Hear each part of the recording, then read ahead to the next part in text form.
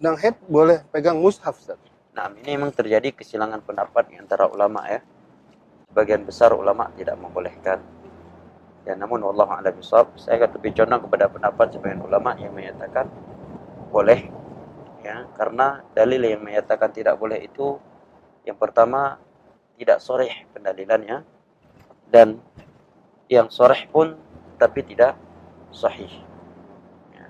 Wallahu a'lam bishawab, lebih kuat adalah boleh dengan beberapa alasan. Yang pertama, bahwa firman Allah yang dalam surat Al-Waqi'ah, la yamassuhu illa al-mutahharun, tidak ada yang menyentuhnya kecuali yang suci, itu adalah pada konteks Laul Mahfuz. Di Al-Quran dalam Mahfuz tidak ada yang menyentuhnya. Malaikat-malaikat Allah yang suci, syaitan tidak akan menyentuhnya. Yang kedua, dalil yang sering digunakan dalam masalah ini adalah hadis riwayat Imam Malik yang berbunyi, la yamassul Quran illa tahir. Tidak ada yang boleh menyentuh Al-Quran kecuali seorang yang tahir, suci. Nah, seorang mukmin dia selalu suci, tidak pernah najis. Nabi menyatakan seorang muslim itu tidaklah najis baik dalam keadaan hidup maupun sesudah mati. Maksud di situ adalah agar seorang tidak melakukan safar membawa Al-Quran ke negeri orang kafir, agar Al-Quran itu tidak jatuh ke tangan mereka.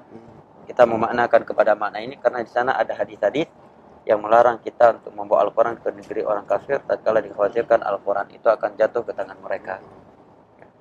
Adapun muslim maka insya Allah tidak. Alasan yang berikutnya, Nabi pernah di dalam pangkuan Aisyah, beliau membaca Al-Quran dan Aisyah sedang haid.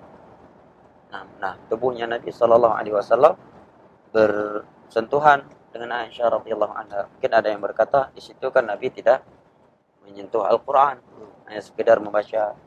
Maka kita katakan memang demikian. Tapi andai kata menyentuh juga tidak boleh, tentu Nabi SAW akan menerangkan dengan hadis-hadis yang gamblang bahwa tidak boleh baca Al-Quran kecuali menyentuhnya.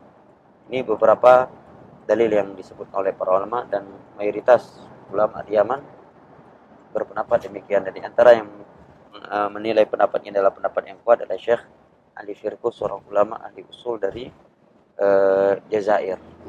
Nah, wallahu a'lam bishawab. Dan itu lebih rahmat buat kaum muslimat, apalagi kalau dia bertugas sebagai guru tahfiz. Kalau dikatakan tidak boleh kalau dia 2 minggu haid, berarti dalam sebulan 2 minggu dia alpa dari mengajar anak-anak orang, dan itu kewajiban besar. Nah, wallahu a'lam bishawab.